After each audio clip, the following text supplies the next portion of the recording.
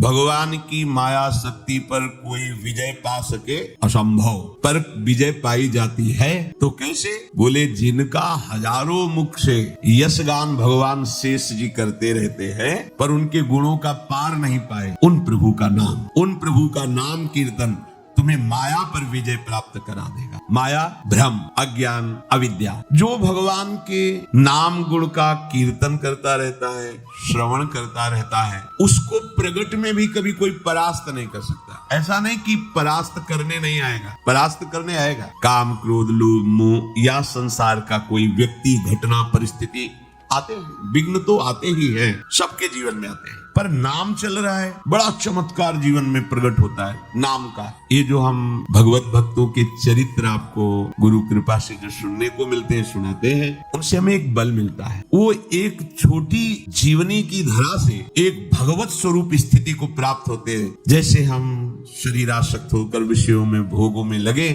एक छोटी धरा, शरीर और भोगों का त्याग करके निरंतर ब्रह्माकार भगवदाकार वृत्ति, ये बड़ी धरा है। छोटी धरा से बड़ी धरा, इसमें तर्क वितर्क या संशय की कहीं कोई भी गुंजाइश की जरूरत नहीं। भक्तों के चरित्र श्रवण मात्र से प्रभु के नाम रूप लीला धाम में रति होती है। आपके मुख में भगवान नाम चल रहा है तो कोई भी आपको परास्त नहीं कर सकता। बड़ी महिमामयी इस महाभागवत की बात है। सुधन्वा जी, ये एक चंपापुरी नाम का राज्य था, वहाँ के राजा हंसध्वज जी थे, उनके पुत्र थे श्री सुधन्वा जी। परम धार्मिक, धर्म पूर्वक राज्य का शासन करना और प्रभु की भक्ति में रत रहना और योद्धाओं में सर्वश्रेष्ठ वृत्ति रखना, ये हंसध्वज राजा का प्रभाव। पूरी प्रजा को अपने पुत्र की तरह पालन करना। राजा पूरे देश का पिता है और प्रजा पुत्रवत राजा के द्वारा पोषित होती है। जो प्रभु का भजन करते हैं, ये न समझा जाए कि वो गरीब ही लोग भजन करते हैं, भिखारी लोग भजन करते हैं, ऐसा। ये प्रभु का भजन जो करते हैं वो गरीब नहीं है, जो प्रभु का भजन नहीं करते वो गरीब, क्योंकि अंतिम समय उनके पास कुछ नहीं रहता तो हुए ना निर्धन। और जो भजन करते हैं वो माला माल होकर के यहाँ से जाते हैं। परम धन राधा नाम, खूब जमा है राधा नाम, अब उनको आनंद ही आनंद प्राप्त होगा। तो ये उस समय की बात है जब महाराज युधिष्ठिर अश्वमेध यज्ञ कर रहे थे। प्रद्युम्न, सात्यकी आदि असंख्यो महारथी योद्धा द्वारिका से सहयोग के लिए आए हुए थे। घोड़ा छोड़ा जाता है, जिस राज्य से घोड़ा जाता है तो घोड़े का पूजन करके नमस्कार कर लिया तो मतलब वो राजाधीन है, और अगर घोड़े को पकड़ लिया तो मतलब युद्ध होगा, तब आगे बढ़ा जाएगा। जे ही गुप्तचरों ने हंसध्वज राजा को समाचार दिया कि महाराज युधिष्ठिर का अश्वमेध यज्ञ का घोड़ा आपकी राज्य सीमा में प्रवेश कर चुका है, उनको बहुत आनंद हुआ। अहो भाग्य, जिनकी हम आराधना कर रहे थे भगवान जरूर दर्शन देंगे, क्योंकि ये पांडवजन महाभागवत है और इनको जरा भी कोई कष्ट देना चाहे तो भगवान व्याकुल होकर उपस्थित हो जाते हैं। गुप्तचरों से पूछा कि क्या भगवान श्री कृष्ण भी हैं? बोले उनके तो दर्शन नहीं हुए, पर हाँ द्वारिका की सेना भी उपस्थित है तो उनका दर्शन जरूरी है। वैसे अगर वो होते तो घोड़े का पूजन करते और प्रभु के दर्शन कर लेते, पर प्रभु नहीं है तो दूसरा उपाय करना पड़ेगा दर्शन के लिए। आदेश किया महाराज युधिष्ठिर के अश्व को पकड़ लिया जाए। पकड़ लिया गया। जे ही पकड़ा गया, अब इतने महान महान महारथी, साथ में अर्जुन जी भी हैं, सात्यकी जी हैं, प्रद्युम्न जी, बड़े बड़े महारथी, हर्ष पूर्वक युद्ध का जयघोष किया गया। हंसध्वज जी ने आदेश कर दिया तत्काल सेना उपस्थित हो, अगर तनिक भी विलंब किया गया तो खोलते हुए कड़ाह में उसे डाल दिया जाएगा। नगाड़े की ध्वनि पूरी होते होते पूरी सेना नगर के बाहर आ जानी चाहिए। ऐसा सावधान भी रहते हैं सैनिक, कभी भी राजा का आदेश हो जाए। स्वयं बड़े गजराज पर चढ़कर हंसध्वज भगवान श्री कृष्ण को प्रणाम करके मानसिक और अर्जुन से युद्ध करने के लिए आगे बढ़े। पूरे सैनिक सब तत्काल तैयार हुए, क्योंकि राजा की आज्ञा थी अगर विलंब हुई तो खोलते हुए तेल के कड़ाह में डाल दिया जाएगा। सब ठीक समय पर उपस्थित हो गए। वहां एक भयंकर अग्नि के उसमें बड़ा कड़ाह रख करके तेल खोलाया गया, कोई विलंब ना हो, अगर होगा तो डाल दिया। जितने भी वीर योद्धा थे सब उपस्थित हो गए, लेकिन राजा के पुत्र जो सुधन्वा जी थे, ये बड़े भगवान के नाम जापक भक्त थे, हर समय नाम जप करते रहते। जो ही आज्ञा हुई अस्त्र शस्त्रों से सुसज्जित हुए। पहले तो माता जी के पास गए, उनको प्रणाम किया और कहा माँ आज हमारे जीवन का परम लाभ उपस्थित हुआ है, क्योंकि आज मुझे अर्जुन से युद्ध करना है। वो भगवान के परम प्रेमी भक्त हैं, आज युद्ध कौशल के द्वारा उनको मैं तृप्त करूंगा और ऐसा तृप्त करूंगा, उनको ऐसे व्याकुल करूंगा बोलूंगा कि उनके सारथी का हमारे ऊपर नजर पड़े और कृपा दृष्टि पड़े। उनको आना पड़ेगा, पर हो सकता है हम वापस ना हुए। इसलिए आपसे आशीर्वाद मांगते हैं कि मेरे मन की जो कामना है कि अर्जुन को तृप्त करूं, भगवान का साक्षात्कार करूं, वो पूर्ण हो। इसके बाद माताजी को प्रणाम करने के बाद जब आगे बढ़ने लगे तो माताजी ने कहा, बेटा, बड़े बड़े ऋषि मुनि जिन भगवान श्री कृष्ण का रात दिन ध्यान और गुणगान करते हैं, मुझे तो उनका दर्शन होना असंभव लगता है, पर जब तुम अर्जुन को पीठ नहीं दिखाओगे तो जरूर उपस्थित होंगे, और जब तुम श्री कृष्ण का दर्शन कर लोगे तो मुझे श्री कृष्ण का धाम मिल जाएगा। क्योंकि शास्त्रों में लिखा है, जो भगवत साक्षात्कार कर लेता है तो 21 पीढ़ियां भगवत धाम को जाती है। तो मैं तो नहीं देख पाऊंगी, पर भगवान के धाम को जाऊंगी, पर पीठ मत दिखाना। जाओ, हमारा आशीर्वाद है, विजयी हो। विजयी, तुम्हारे मन में जो कामना है उसकी पूर्ति हो। सुधनवा जी भी निकले तो उनकी बहन जी आई, तिलक लगाया, आरती की, विजय की कामना की। आगे बढ़े तो अभी कुछ ही समय पहले ब्याह हुआ था। प्रभावती नाम की पातिव्रत धर्म से युक्त पत्नी मुस्कुराती हुई सामने आई और सुधनवा की पूजा की और कहा, स्वामी, मुझे पता है आज आप कहाँ जा रहे हो, महाबली महारथी अर्जुन से युद्ध करने। मैं जानती हूँ कि जहाँ तुम जा रहे हो वहां से वापस आना असंभव है, जानती हूँ, पर इतनी तो कृपा कर दो कि आपको जलांजलि देने वाला कोई होना चाहिए। अभी कुछ ही समय पहले ब्याह हुआ था। सुधनवा ने कहा, तुम धैर्य रखो, श्री कृष्ण के बल से मैं अर्जुन को परास्त करके शीघ्र ही वापस आऊंगा। प्रभावती ने कहा, नाथ, आज तक हमने ऐसा नहीं सुना कि जो श्री कृष्ण से मिलने के लिए गए हो फिर वापस लौटे। शास्त्र प्रमाण है, बड़ी गूढ़ बात कही, जो श्री कृष्ण से मिलने गए हो और वापस लौटे हो, ऐसा आज तक प्रमाण नहीं मिला। तो वापस लौटने की तो हम आशा ही नहीं रखेंगे, बस हमारी एक कामना है कि आपको जलांजलि देने वाला कोई होना चाहिए। तो शास्त्र सम्मत बात थी। वहां कड़ाह में तेल खोल रहा है, सब आ चुके, लेकिन राजकुमार नहीं आए। राजा को बहुत कष्ट हुआ कि सब आज्ञा के पालन में और सुधनवा मेरी आज्ञा का उल्लंघन कर रहा है, क्योंकि अब वो जलांजलि देने के लिए पुत्र की कामना से युक्त होकर के अपनी पत्नी की भाव को पूर्ण किया। उनको तो पता नहीं, तो जल्लादों को तुरंत भेजा, सुधनवा को पकड़कर लाया जाए, खोलते कड़ाह में डाल दिया जाए। राजाज्ञा बड़ी विचित्र होती है, वो अपराधी साबित हो गए हैं क्योंकि विलंब हो गया, राजाज्ञा का उल्लंघन किया। जे ही राजा की आज्ञा हुई, वो जल्लाद प्रकृति के सैनिक तत्काल गए और सुधनवा स्नान आदि करके पवित्र होकर बाहर निकल रहे थे। तुरंत सुधनवा से कहा कि महाराज का आदेश है, आपको बंदी बना लिया जाए और कड़ाह में डाल दिया जाए, क्योंकि आप विलंब हुए हैं। उनका एक बार पिताजी के सामने तो पहुंचने दीजिए। गए, पिता को प्रणाम किया। हंसध्वज ने कहा, हमारी आज्ञा का उल्लंघन का जो निर्णय किया गया है वही इनके साथ बर्ताव किया जाए। जो शंख और लिखित नाम के आचार्य थे, उनके हर राजा के पास आचार्य कोटि के महापुरुष की सलाह मिलती थी। जैसे परम ज्ञानी जनक जी हैं, पर सदानंद जी विराजमान, चक्रवर्ती सम्राट महाराज दशरथ तो वशिष्ठ जी विराजमान, देवराज इंद्र तो बृहस्पति जी विराजमान। पहले ऐसा होता था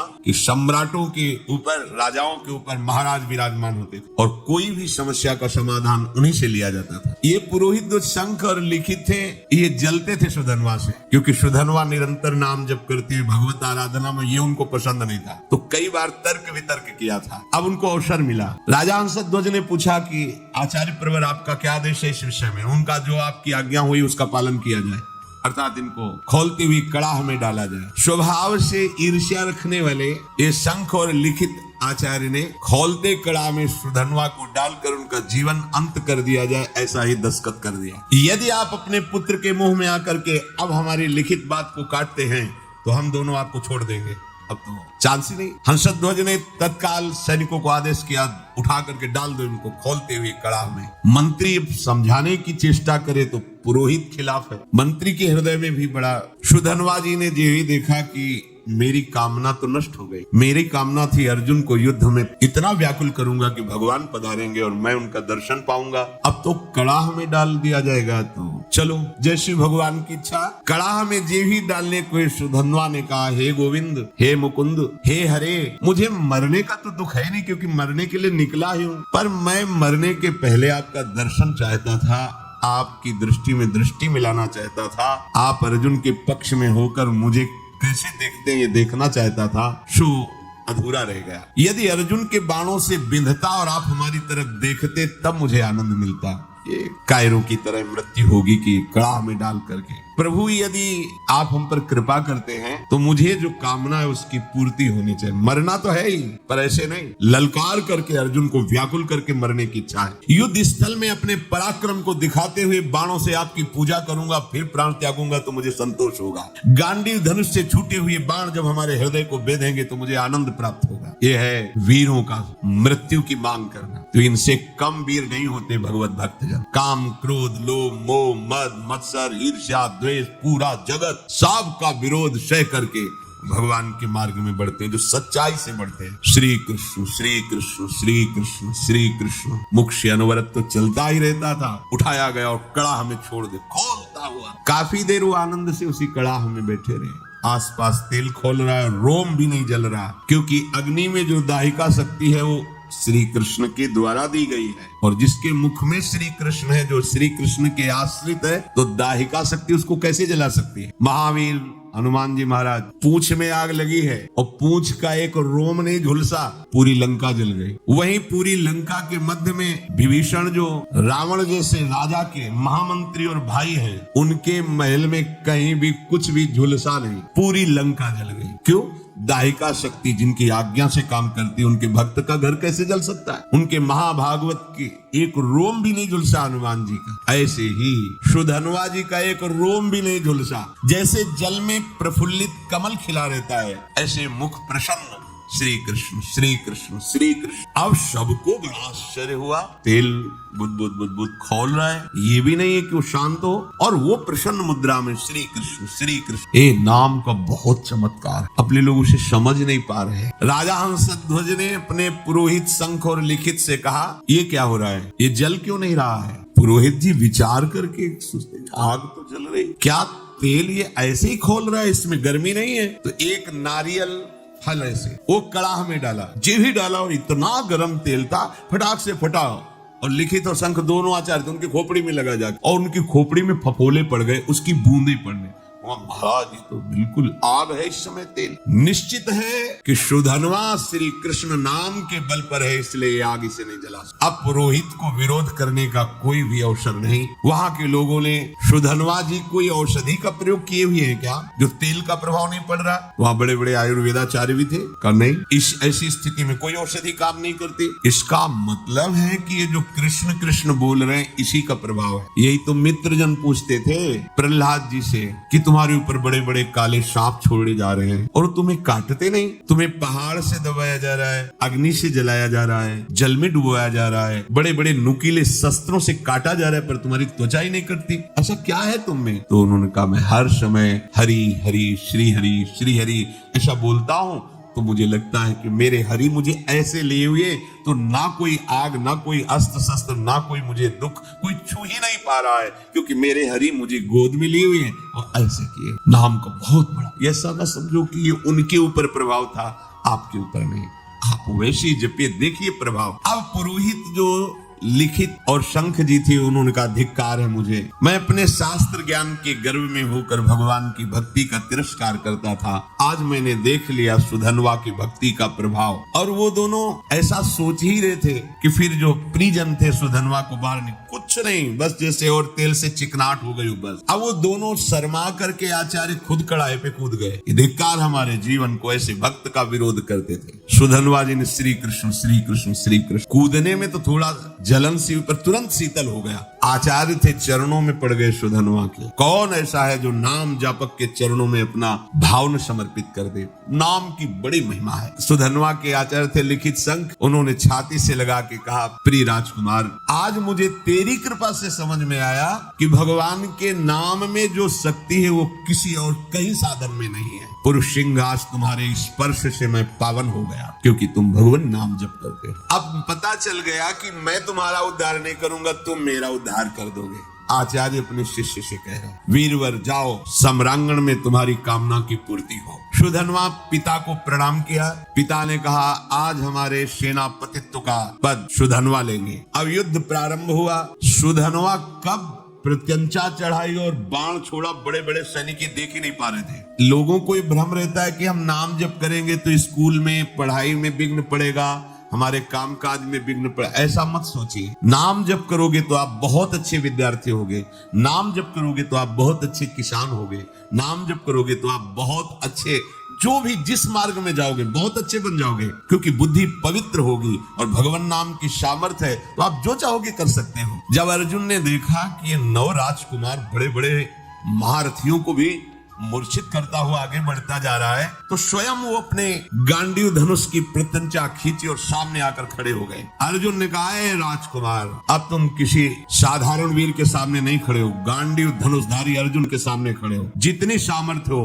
अब हमसे तुम युद्ध करके दिखाओ। सुधन्वा ने निर्भयता पूर्वक हंसकर कहा, हे पार्थ, आपने बहुत सी लड़ाइयां लड़ी और विजय को प्राप्त हुए हैं, पर उसका तुम कारण नहीं जानते हो कि तुम विजय में क्यों प्राप्त हुए हो। क्योंकि तुम्हारे सारथी श्री कृष्ण थे। इस समय तुम हमारे सामने टिक नहीं सकते क्योंकि तुम्हारा सारथी नहीं बैठा है, श्री कृष्ण नहीं है। तो यद्यपि तुम महावीर हो पर तुम मेरे सामने नहीं टिक सकते। तुम्हें सलाह देता हूं, अगर मेरे पर विजय प्राप्त करनी तो अपने सारथी की याद करो, नहीं तो तुम्हारी सामर्थ्य नहीं है ये गांडीव धनुष के निकले हुए बाणों की सामर्थ्य नहीं कि मुझे परास्त कर सके। एक बालक के मुख से ऐसी चुनौती, अर्जुन जी परम धनुर्धर, दिव्यास्त्रों का ज्ञान, क्रोधित होकर सुधन्वा पर बाणों की वर्षा शुरू कर दी। सुधन्वा जी ने हंसते हंसते एक एक बाण को तिल तिल के समान काट के गिरा दिया। अर्जुन जी को लगा आज तक ऐसा भी, बाणों को काट देना अलग बात, लेकिन हर बाण को तिल तिल काट के बाणों की वर्षा हो रही। बाणों को काटते हुए अपने बाणों से ध्वजा, धनुष,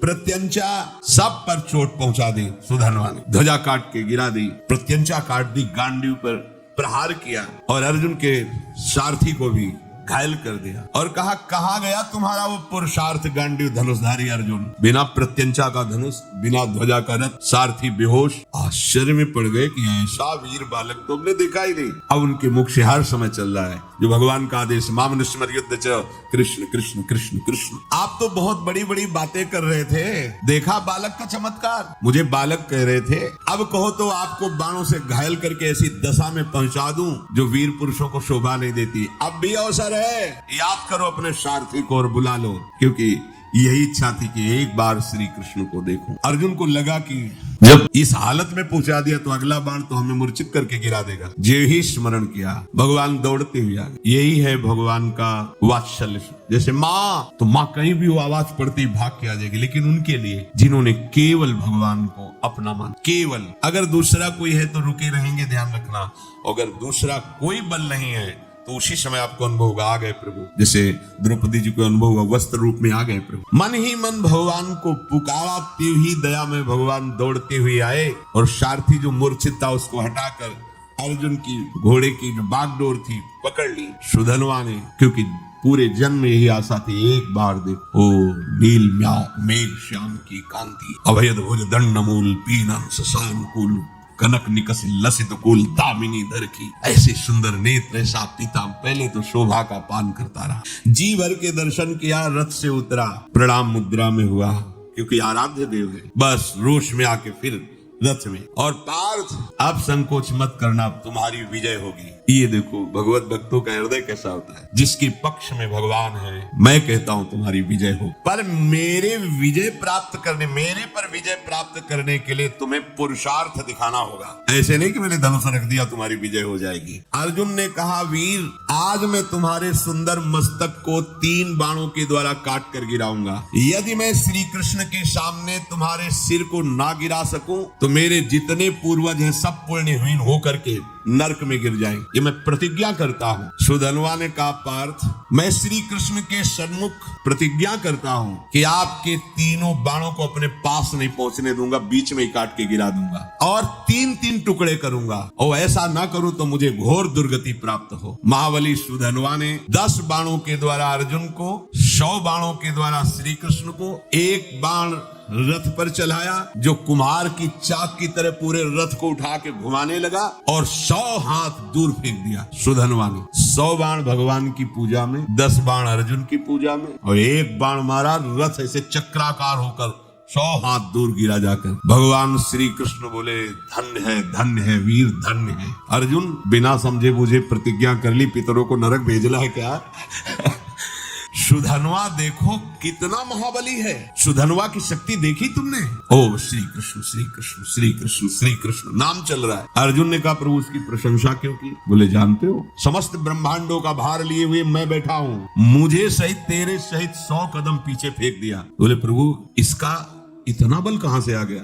बोले बहुत जोरदार है, एक तो निरंतर नाम जप कर रहा है और दूसरा एक पत्नी व्रत है। बोले ये एक सुदृढ़ पत्नी व्रत है इसलिए हमको दूर फेंक दिया। अर्जुन ने भगवान से कहा इस समय विनोद का समय नहीं है, इस समय तो हमारी हार हो रही आपके बैठने पर भी। अब दिव्यास्त्र का संधान किया, काल को विराजमान किया बाण पे संधान करके श्री कृष्ण चंद्रजू ने कहा गोवर्धन पर्वत उठाकर जो गोप गौओं की रक्षा की उससे प्राप्त पुण्य मैं इस बाण पर विराजमान करता हूँ। सुधनवा से कहा बचो ये काल का बाण है। सुधनवा ने कहा हमारे पास श्री कृष्ण नाम है जो काल का भी महाकाल है। देख लो एक तरफ भगवान है एक तरफ नाम है, ये देखो उन्हीं का नाम है, एक तरफ भगवान एक तरफ भगवान का नाम। सुधनवा ने जोर से उच्चारण किया जय श्री कृष्ण, संधान किया, बाण के टुकड़े टुकड़े कर दिए। नाम का अद्भुत प्रभाव, टुकड़े टुकड़े कर दिए और जोर जोर से जय श्री कृष्ण जय श्री कृष्ण जय श्री कृष्ण मंगलमय नामों का जोर जोर से उच्चारण।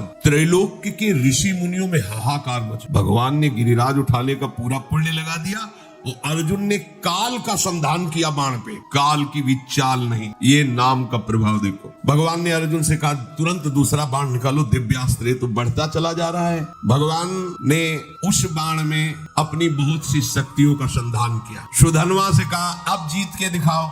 देखो भगवान क्या करे समझ रहे हो? मेरे नाम के आगे मेरे पुण्य और सुकृत और शक्तियां भी काम नहीं करती, इसीलिए नाम के अधीन भगवान हो जाते हैं। सुमिर पवन सुत पावन नामू अपने बस करी राखे रामू, इस रहस्य को समझो। सुधनवा ने कहा अर्जुन अब मेरी प्रतिज्ञा सुनो, यदि मैं इस बाण को टुकड़े टुकड़े न कर दूं तो अरुंधति सहित महर्षि वशिष्ठ की ब्रह्म ऋषि की हत्या का पाप मुझे तुरंत लगे। सुधनवा ने तुरंत गोविंद कृष्णो बाण मारा। प्रबल पुरुषार्थ से चलाया हुआ अर्जुन का भगवान की शक्ति से संपन्न बाण 5 टुकड़े हो गए। भगवान ने कहा ये भी गया। ब्रह्म इतना बड़ा शक्ति संधान किया, अर्जुन उदास होने लगे। प्रभु अब क्या होगा, तुम्हारी शक्ति भी इसमें थी सब क्या? यही समझो, रहस्य समझो। भक्तों ने यही रहस्य समझा है। भगवान की भी रक्षा भगवान के नामों से यशोदा मैया और सब गोपियों ने की, बाल गोविंद की लीला में पढ़ के। अरे नाम इतना बड़ा है कि कहां लगी नाम बड़ाई, राम न सके नाम गुण गाई। तभी तो संत जन छाती चौड़ी करके घूमते हैं, राधा राधा राधा। हमारे पास राधा नाम, हमारे पास कृष्ण नाम, गोविंद नाम है, मतलब प्रभु हमारे अधीन है। भगवान देखा कि अर्जुन निरुत्साहित हो रहे हैं तो 5 जन शंख को लिया और 5 शंख का नाद जो है ना वो उत्साह वर्धन करने वाला होता है। 5 जन शंख बजाया और अर्जुन से कहा अब बाण संधान करो। महामनस्वी अर्जुन ने तीसरा बाण हाथ में लिया और भगवान ने कहा कि जब मैं राम अवतार में राम जी बना था तो एक पत्नी व्रत रहा हूं उसमें। राम जी बहुत मर्यादा पुरुषोत्तम अवतार भगवान का, ये प्रेमावतार है, वो मर्यादा पुरुषोत्तम यही प्रभु है। मैं उस सुकृत को इस बाण पर विराजमान करता हूँ। फिर ब्रह्मा जी को आदेश किया पिछले भाग पर विराजमान हो और काल को दोबारा आदेश किया अग्रभाग पर प्रतिष्ठित हो। और प्रभु ने कहा चलाओ बाण। ब्रह्मा जी, काल जी और वो पुण्य सुकृत रामावतार का है। सुधनवा प्रभु की तरफ देखा और मुस्कुराया।